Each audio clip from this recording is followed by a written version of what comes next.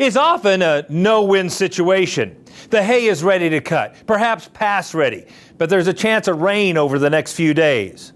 So, do you cut and risk the crop getting wet, or do you hold off and watch the quality decline as it stands in the field? Cattleman to Cattleman reporter Brian Baxter shows us how John Deere machinery is helping some Missouri operations get their hay cut and put up more efficiently.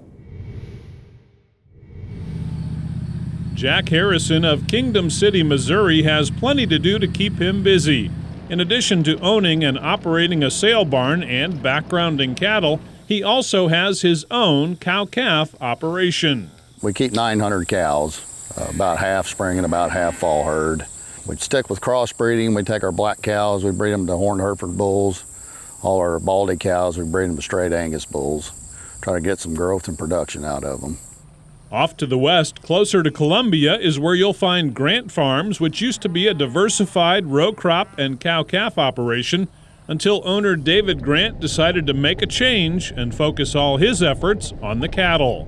We're converting our row crop acres that we own to forage. We're going to set up a rotational grazing system and some strip grazing setups, and so we're in the process of converting row crop ground to that operation. So cows are mostly crossbred. We've got some red Angus, we've got some Angus cross cows, mostly using semi-Angus bulls, some red Angus bulls as well. Jack and David know high-quality hay is essential to the success of their operations, but a lot of factors can impact production. One of the biggest is weather. Both of these producers recently dealt with an unseasonably cool and wet spring, which put all of their field work, including haying, behind schedule.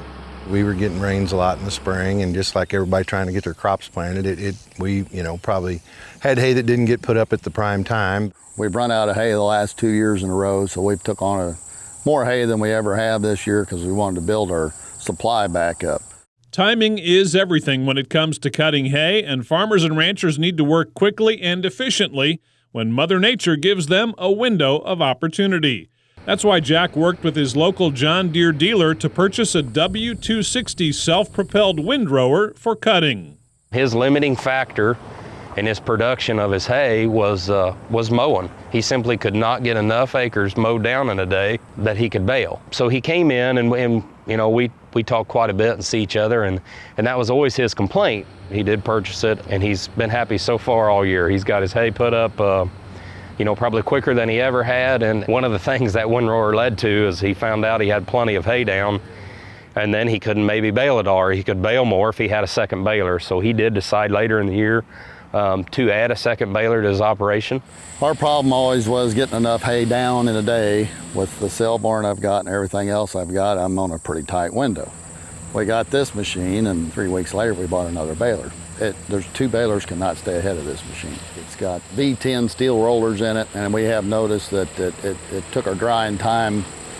It cut off at least 24 hours of having to wait on hay drying.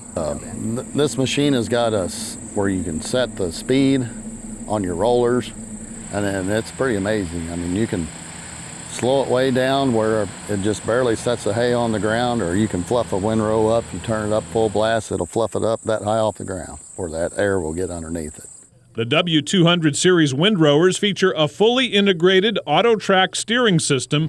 This increased accuracy and control allows for faster operating speeds. No matter how good we are when we're driving it ourselves, you buy a 16-foot head and you only use probably 14 feet of it.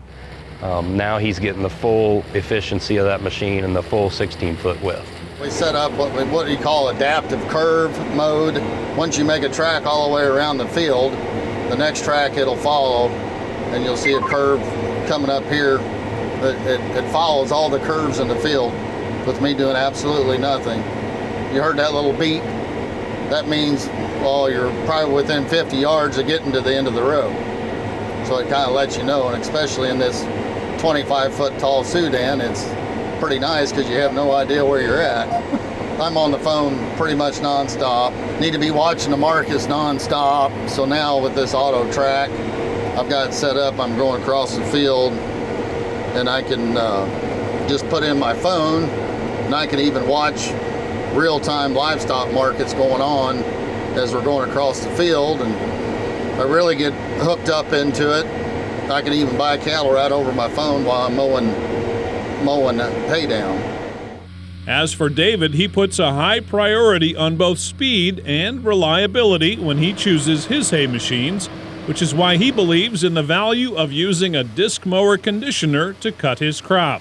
Well, I've got an 835 John Deere Moco. I mean, it's just been a great machine. It's center pivot, so we can mow a few rounds around the field and then just mow straight back and forth. And I really like that feature. And it's an impeller machine. In other words, a conditioner, instead of rollers, it's got impellers. And I think that does help on grass hay, especially on curing time. One of the key features of the John Deere mower conditioner is the cutter bar. John Deere's got a very durable cutter bar. What it is, it's a sections cutter bar, so if you were to happen to hit, a steel post or a big rock out there, it not only has a shear hub to protect that section of the cutter bar, if need be, if you have to go into that cutter bar, you can take one section out of it out, to where a lot of the competitors, you have to take the complete cutter bar and break it into half. Both David and Jack use a John Deere 560M when it's time to bale their hay. This is my 5th John Deere baler. Probably the best thing that I find with them is I think they have less moving parts than some of the competitors. I love the mega wide pickup. It's aggressive, you rarely plug it. The push bar on the pickup that holds the hay kind of down and flattens it. And the net loading is very friendly. I mean, anybody can do it. It's very simple. A John Deere baler's hungry, and it'll eat all the hay you can feed it. You got a good round bale that comes out of the back of it that's tight, that sheds water and makes storage key.